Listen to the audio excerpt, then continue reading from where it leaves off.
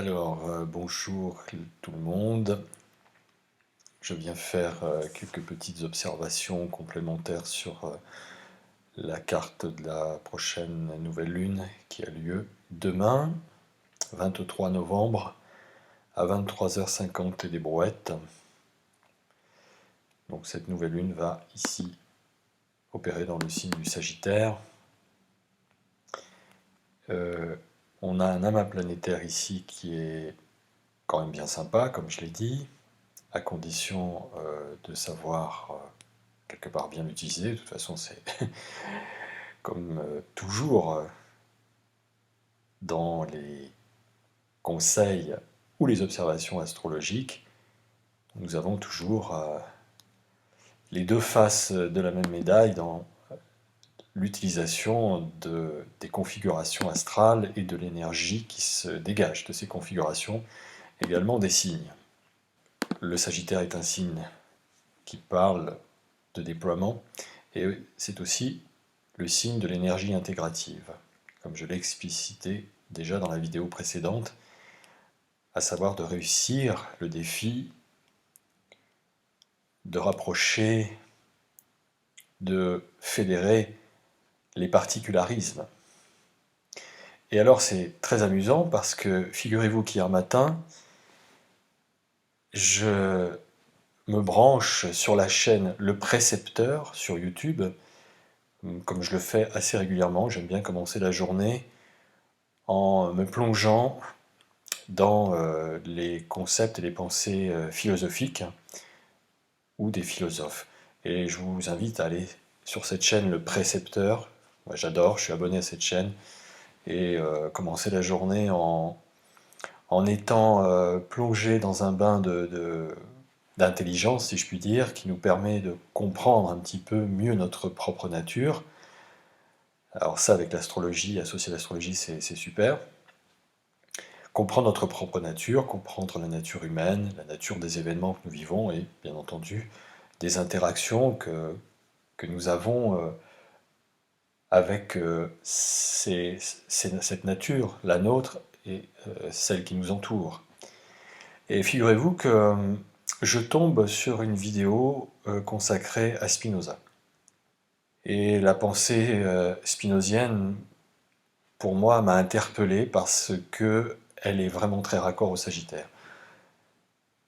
Le travail de Spinoza, tout le travail de réflexion de Spinoza, était justement basé sur la pensée intégrative. Qu'en fait, nous faisons partie d'un tout et que nous ne sommes pas séparés de tout. De la pensée spinozienne a découlé un concept philosophique qu'on appelle le monisme. C'est la façon de penser les choses d'une manière holistique, c'est-à-dire en englobant un tout. Ça veut dire que pour Spinoza, même si les manifestations de la vie sont diverses et variées, qu'il y a donc des particularismes, il est évident que je suis concrètement très différent d'un arbre, mais au fond, je viens de la même origine, de la même source. Et donc je ne peux pas être séparé de cet arbre, quelque part. Même si je suis manifestement très différent, mais au fond, je suis fait de poussière d'étoiles, je suis fait des mêmes particules élémentaires de vie que cet arbre, à la source originelle. Et donc, Spinoza considérait que nous ne sommes pas séparés de la nature, de la même manière que la nature n'est pas séparée de nous, puisque nous sommes faits de la même matière originelle. Et le monisme, c'est ça, c'est-à-dire que il n'y a pas de dualité, il n'y a pas de particularisme qui puisse nous diviser, mais au contraire, être une complémentarité. Et alors, quoi de plus sagittaire que cette pensée spinozienne? Cette pensée intégrative, c'est vraiment la pensée sagittaire. Et alors ça a éveillé ma curiosité, je me suis rendu sur une banque de données de thèmes astrologiques pour vérifier, regarder le thème astral de Baruch Spinoza, philosophe du XVIIe donc.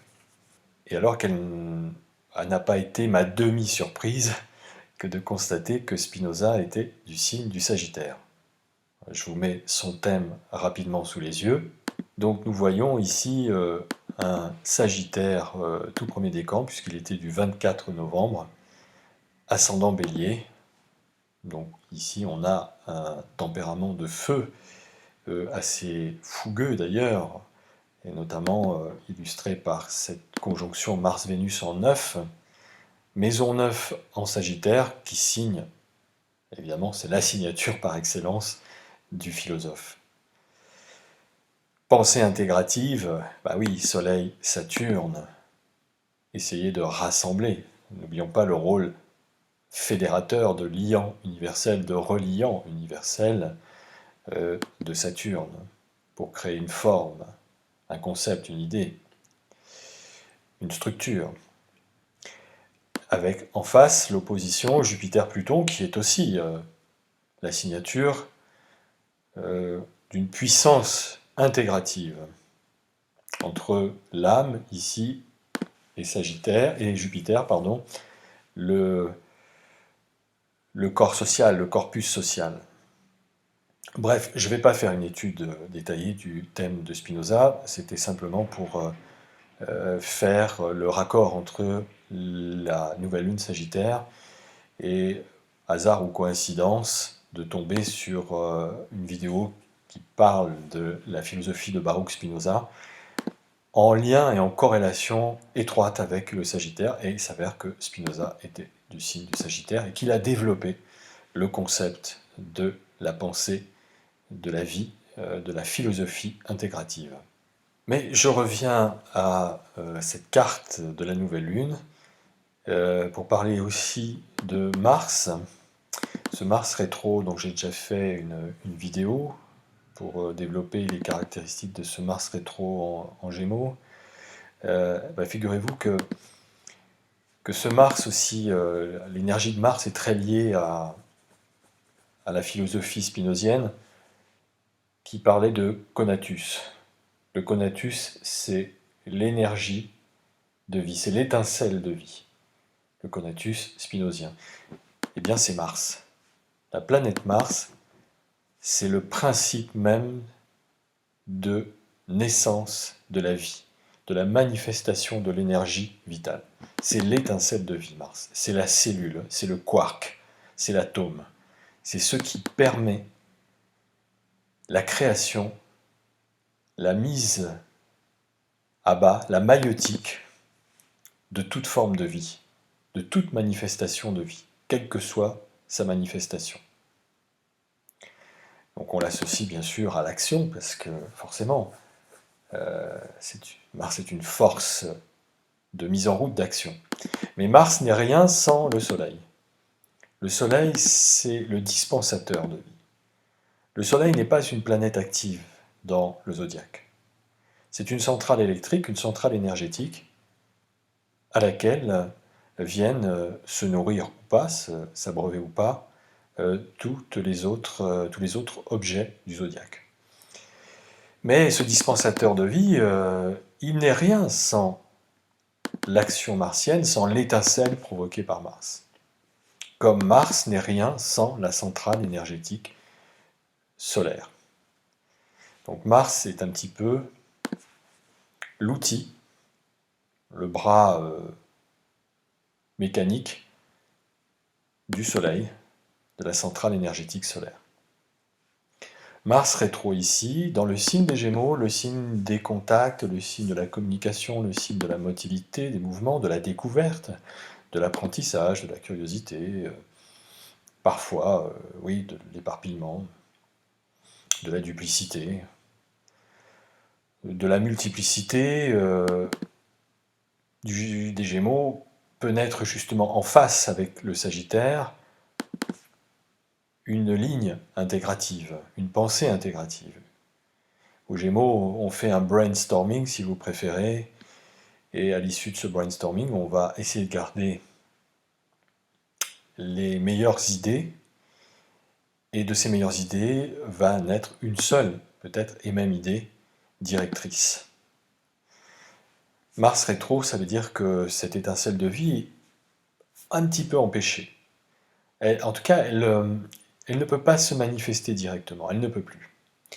Ici, concrètement, pour parler simplement, dans les manifestations qui nous concernent, qui nous regardent par rapport à notre vie, à ce que nous vivons, enfin, voilà, etc., c'est comme si la boîte de dialogue et de contact était momentanément suspendue. Comme si on vous mettait en attente au téléphone. Vous voyez, quand vous appelez quelque part, vous tombez sur un répondeur, et ça dure des plombes, des plombes, des plombes, des plombes, des plombes. Vous vous impatientez, hein, ce qui peut être aussi le propre martien. Et puis finalement, jamais, jamais ça ne décroche. Parce que peut-être à ce moment-là, il y a trop de monde sur la ligne et que les opérateurs ne peuvent pas répondre. Ou alors, aussi, on peut vous bloquer. Ou vous bloquez vous-même quelqu'un sur votre téléphone. Donc on ne peut plus vous joindre, cette personne ne peut plus vous joindre parce que intentionnellement vous l'avez bloqué, ou maladroitement, ça peut arriver aussi, qu'on fasse une mauvaise manip. Ou bien c'est l'inverse, et cette personne ou ces personnes vous ont bloqué. Donc vous ne pouvez plus, il y a comme un empêchement de communiquer ici. Un empêchement de pouvoir se rentrer en contact. Il y a une coupure. Vous voyez ? Et effectivement, avec le carré à Neptune ici, de Mars, ah ouais, la ligne est floutée, est interrompue, c'est comme s'il y avait de la friture sur la ligne. Les choses, voilà, on ne peut plus communiquer comme on veut, il y a cette manière spontanée de s'exprimer très martienne dans les Gémeaux, cette manière de communiquer, cette manière d'aller de l'avant et de rentrer en contact, eh bien, est complètement freinée, et même ça fait machine arrière. Parce que peut-être que les choses qu'on a à dire, ou les choses qu'on aurait à nous dire, ne sont peut-être pas très claires, avec ce carré à Neptune, pas très juste, pas très... vous voyez, avec Jupiter aussi, le carré à Jupiter, dans les Poissons, quelque chose n'est pas bien adapté. Ça serait ce Mars en Gémeaux, un peu tourner plusieurs fois la langue dans sa bouche avant de s'exprimer. Là aussi, les mots qu'on pourrait dire pourraient dépasser la pensée, la réflexion, et donc peut-être être dans une forme de maladresse. Donc revoir sa manière de communiquer, et donc d'associer le geste à la parole, d'associer l'action à ce qui est énoncé, et qu'il y ait, comment dire, que ce soit raccord, et non pas en décalage. Hein. Vous voyez, ce carré à Neptune et à Jupiter parle de ça quelque part. C'est que dans les Poissons, les choses sont un peu, entre guillemets, frauduleuses. Qu'elles soient intentionnellement frauduleuses ou pas, c'est-à-dire que ça soit fait par maladresse ou parce que on ne sait plus trop comment faire. Donc effectivement, je dirais que Mars, qui a une forme, peut avoir une forme d'insolence, je dirais que quelque part le silence punit l'insolence, quand il y a insolence. Voilà. Alors Mercure dans les Sagittaires, ici, dans le Sagittaire, conjoint Vénus, est le maître de ce Mars rétro, puisque Mercure est maître du signe des Gémeaux. Donc vous voyez ce côté intégratif Sagittaire, et alors surtout avec cette conjonction en Mercure-Vénus, c'est la fusion d'Hermès et d'Aphrodite, la conjonction, la conjugaison des deux. Donc, en effet, revoir sa manière de communiquer, revoir sa façon de faire par rapport aux mots prononcés, à ses paroles, revoir aussi la manière de prendre connaissance des choses avec ce Mars rétro en Gémeaux, parce que, comme je le dis, avec Jupiter-Neptune, on peut être pas forcément bien guidé. On peut s'égarer sur des voies de réflexion ou sur des voies de guidance euh, pas forcément bien adaptées, pas forcément justes. Donc le Sagittaire quand même permet ici de retrouver euh, une certaine jovialité, comme je l'ai dit, et aussi une capacité d'intégration d'une voilà, d'une manière d'être, d'une manière de faire un peu mieux adaptée. Même s'il y a encore des freins ici, et d'ailleurs cette nouvelle lune fait carré à un ascendant vierge, donc on voit bien que ce carré là qui vient un petit peu enquiquiner cette lunaison et ce stellium, vient un peu enquiquiner le Sagittaire dans ses grands élans, dans ses grands desseins projectifs, pour lui imposer justement de faire preuve de plus de discernement. Donc c'est un petit peu, on va dire voilà, en fait ce sont des freins qui sont plutôt bénéfiques pour la suite, pour pouvoir justement donner beaucoup plus d'ampleur, d'amplitude à ses projets et à sa personnalité aussi, parce que évidemment ce stellium a lieu en maison 4. Donc il s'agit de soi, de ses racines, de son je suis. Comment je suis au monde. Tout ça va donner plus de... En fait, va permettre de se déployer de meilleure façon dans la suite. Euh, Toujours dans la perspective de trouver des relations, des reliances intégratives, à la fois personnelles et interindividuelles, dans la perspective de, toujours avec le Sagittaire, d'être ou d'incarner un corpus social, un corpus sociétal, qui réunit toutes les particularités. Et le Sagittaire, donc, incarne cette philosophie, cette pensée moniste. Alors, pour nous aider à patienter au téléphone, on a Saturne ici, vous voyez. Saturne fait un trigone à ce Mars rétrograde. Donc là où on s'impatiente, on trépigne parce qu'on nous met en attente, ou que sais-je encore, ou qu'on met les autres en attente aussi, qu'on voit les autres trépigner, etc. Saturne, lui, nous permet de patienter. Ce trigone aide à cette rétrogradation de Mars. Il aide justement à prendre patience, à quelque part développer du stoïcisme, puisqu'on est dans la philo ce matin, à développer des caractéristiques, des traits de caractère très stoïciens. Et bien donc c'est ça, Saturne-Mars, c'est le stoïque face à l'impétuosité, à l'impatience martienne. Et il aide ça. Il aide parce que Saturne a toujours des visions à long terme, aussi avec le Sagittaire. Surtout dans le Verseau. Le Verseau, c'est le signe prométhéen, c'est le signe qui se projette, qui voit loin, qui voit au-delà même du temps qui passe, du temps imposé par Saturne. Là où Mars, dans les Gémeaux, s'impatiente et voudrait voir se réaliser les choses, mais dans une perspective quand même à très court terme, hein, parce que Mars, c'est la première planète, c'est l'étincelle de vie. Le Gémeaux, c'est le troisième signe du zodiaque. On est dans de la jeunesse. Alors très bien, l'énergie impulsive est intéressante, mais elle a besoin d'être canalisée ici avec ce Saturne dans le Verseau pour que ça ne fasse pas un coup d'épée dans l'eau, Mars, Neptune, mais au contraire que les façons de faire, les façons d'agir, les façons de penser, les façons de réfléchir, les façons de communiquer les uns avec les autres, de se parler, s'inscrivent dans une perspective de projet à long terme et à longue échéance, et voire même à très très longue échéance. Toujours dans l'idée d'être dans des perspectives de nouveaux mondes, de nouvelles façons de penser le monde, de nouveaux paradigmes, le carré Saturne-Uranus, le Nord-Taureau, Uranus-Taureau.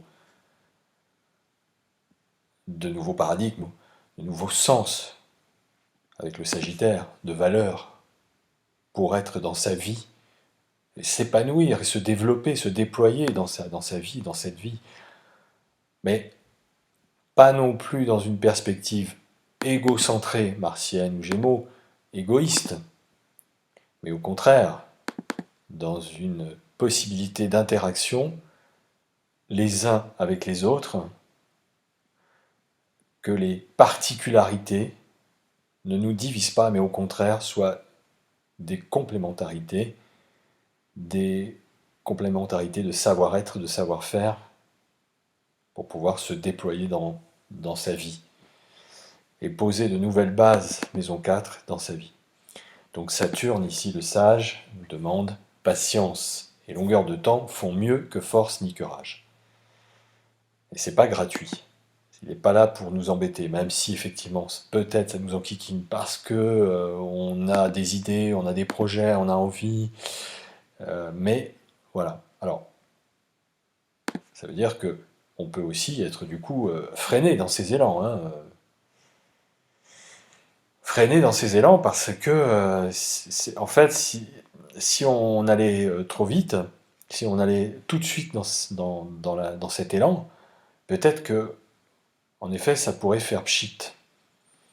Et tout l'intérêt de ces aspects, ben, c'est justement que ça fasse pas pchit, et que ça tienne la route, que ça soit du solide hein, avec Saturne. Il faut que ça tienne la route, il faut que ça soit du solide, du costaud. Le Verseau, c'est un signe très libertaire, très libéral. Donc il y a beaucoup de libéralité, il y a beaucoup d'ouverture avec le Verseau. Je vous dis, c'est le signe de la libération, c'est le signe de l'affranchissement, c'est le signe où on peut se libérer de ce qui nous entrave, de nos chaînes, etc. Mais si c'est pour se précipiter, une fois libéré, dans quelque chose qui, au final, va nous remettre dans la même situation, sans qu'on s'en rende compte d'ailleurs, et donc c'est pour ça que Saturne est le maître du karma, et bien effectivement, on va repartir dans exactement les mêmes principes. Certes, le décor semblera avoir changé, mais en fait, finalement, ce sera exactement les mêmes carcans saturniens, hein, si ça devient un carcan, qui vont nous enfermer et nous projeter dans des fonctionnements qui finalement ne changeront pas beaucoup de ceux avec lesquels on a fonctionné par le passé et jusqu'à présent. Et donc on repart dans l'ouroboros éternel de la vie du karma, sans finalement avoir réussi à écumer, à détoxiner, sans s'être débarrassé des cadavres qu'on a dans les placards, et qui viennent nous murmurer encore à l'oreille, pour nous dire de nous comporter comme ceci ou comme cela, alors que tout appelle à un monde nouveau, à de la nouveauté, à quelque chose de complètement inédit, parce que Uranus, c'est toujours ça, c'est toujours quelque chose de totalement inédit, des choses inattendues, des choses auxquelles on ne s'attendait pas aussi, même si on a établi des projets, et, bien Uranus nous réserve toujours son lot de surprises. Alors, il y en a des bonnes et il y en a des mauvaises, bah, justement, c'est bien de trier ce qui est bon et ce qui est mauvais. Tout ça, je vous dis, dans la perspective de faire du solide, hein, du durable. Ici, on est vraiment dans du relationnel, de l'échange interindividuel pour du développement durable, dans une perspective de durabilité, de solide. Alors, très concrètement, dans les manifestations de cet aspect de Mars rétrograde, carré Neptune, carré Jupiter, je ne peux pas m'empêcher de penser, bien sûr, à tout l'épisode que nous avons vécu pendant ces 3 dernières années, et particulièrement pendant ces 2 dernières années, au sujet de la campagne de vaccination, etc. Mars représente la cellule, et la cellule du corps humain. Et il peut représenter en termes d'outils, pour moi, la seringue. Neptune, c'est toutes les substances, les drogues en fait. Donc médicaments, évidemment je ne peux pas m'empêcher de penser au vaccin, forcément. Dans les poissons. Jupiter, c'est les normes, c'est les règles.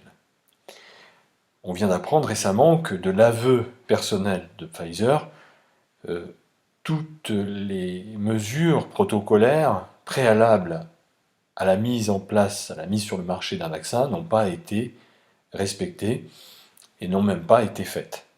Donc il y a eu vraiment précipitation.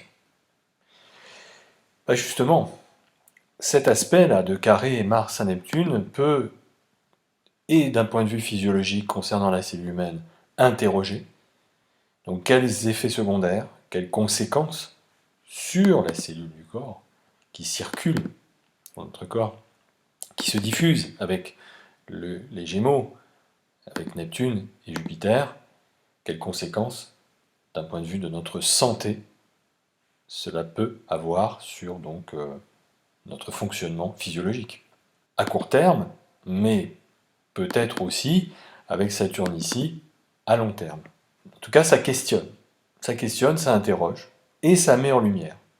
Ça interroge aussi d'un point de vue des normes. Hein. Jupiter représente les normes, les règles, les lois, les protocoles.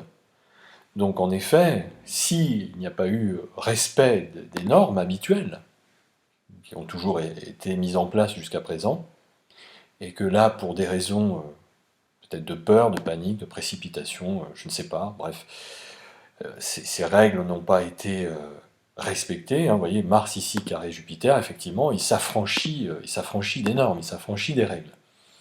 Des fois, c'est utile de le faire, de désobéir, en quelque sorte, hein, d'être l'insolent martien qui désobéit à ce Jupiter. Dans certains cas, c'est utile, et dans d'autres, de ne pas respecter les règles, de ne pas respecter les normes, bah, ça peut avoir des conséquences quand même très lourdes dans la suite. Donc vous voyez ici, ça interroge à double titre, à savoir les conséquences d'un point de vue juridique, d'un point de vue donc, des réglementations internationales, etc., protocolaires à respecter en termes de santé publique, hein, Jupiter-Neptune, dans les poissons, c'est la santé publique, la santé des masses. Donc d'un point de vue juridique, Jupiter, mais aussi d'un point de vue de la santé, d'un point de vue des conséquences sur notre santé. Mars représente, je le rappelle, la cellule de vie. Notre cellule physiologique, les cellules du corps humain. Et alors, à propos de cellules corporelles, comme nous sommes dans la maison 10 et que Mercure est dans le signe du Sagittaire, nous sommes ici dans des configurations sociales, d'intégration sociale, sociétale. Évidemment, l'analogie est évidente.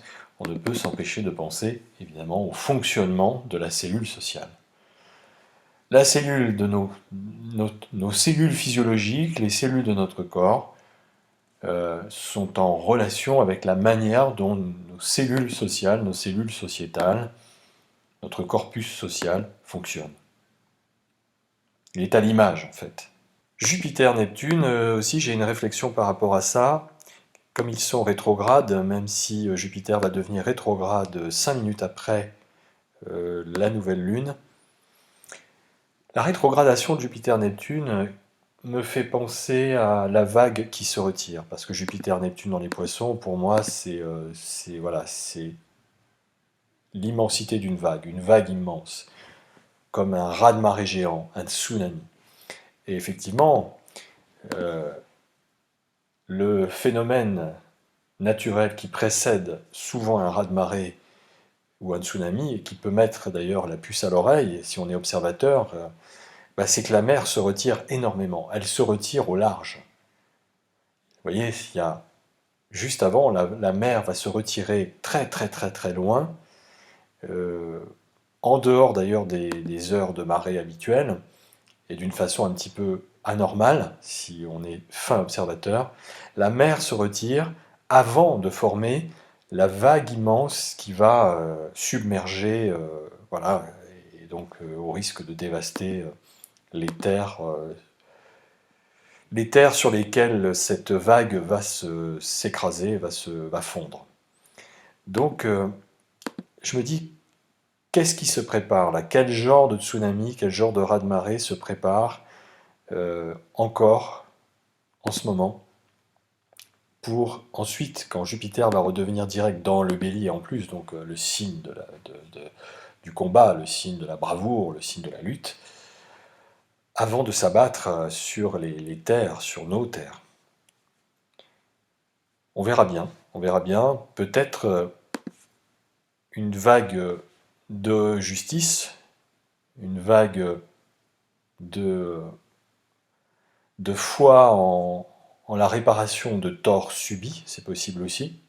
Hein, les poissons, n'oublions pas, c'est le dernier signe du zodiaque, c'est justement le signe de la rédemption, c'est le signe des expiations, de la miséricorde, de la réparation des torts qu'on a subis ou qu'on a fait subir. En analogie bien sûr avec la maison 12 ici, et donc Neptune qui est chez lui, dans les poissons. Jupiter aussi est l'ancien gouverneur des poissons, le gouverneur ancien, et il est toujours gouverneur des poissons. D'ailleurs c'est intéressant plutôt de regarder Jupiter en premier quand on analyse le signe des poissons et la maison 12. Et on voit que cette maison 12 est d'ailleurs sous le signe du lion, gouvernée par le soleil. Il y a ici une possibilité de réparer le but et le sens de son incarnation ici-bas. Parce que la maison 4, c'est la maison de l'incarnation aussi. C'est ici que nous nous incarnons. L'ascendant, c'est la porte d'entrée de l'incarnation, mais le fond du ciel, la maison 4, c'est l'endroit, le lieu, la tribu, le pays, le foyer, là où nous descendons, notre âme descend sur terre pour s'incarner. Il y a la possibilité, vous voyez ici, de retrouver du sens avec le Sagittaire, toujours, retrouver du sens et refaire sens et retrouver une nature intégrative au sens de notre mission sur Terre, au sens de l'incarnation de notre âme sur cette Terre, dans cette vie. On voit qu'elle est en Scorpion, donc on est toujours dans les vidanges ici, dans les cumoirs, dans la détox, le Scorpion. Cette détox tellement nécessaire pour retrouver une nouvelle jeunesse au Sagittaire avec Jupiter. Une jovialité, de l'enthousiasme, de l'allant, et le désir, le plaisir associé au retour de ce nouveau souffle de jeunesse, passer les écorchures scorpions, parce que le scorpion, quand on résiste, évidemment, ça va au scalpel pour nous enlever les peaux, là. Hein. Ça fait mal, c'est douloureux. Eh bien, là, on peut enfin retrouver un nouvel élan, une nouvelle joie d'être. Voilà ce que je pouvais dire en complément de cette nouvelle lune. Je pourrais parler encore de Saturne, mais je ferai une vidéo spéciale sur Saturne, abordée d'un point de vue psychologique. Saturne qui raconte et parle de nos complexes de sevrage. Et justement de savoir si nous avons bien vécu ce sevrage ou pas. Et donc ce Saturne en Verseau, carré Uranus, il nous montre, il nous met au défi justement d'un sevrage à devoir accomplir. Mais j'en dis pas plus, j'en parlerai au cours d'une prochaine vidéo parce que ça demande un peu quand même plus de développement. Voilà, bonne journée, bonne nouvelle lune à toutes et à tous et à très bientôt.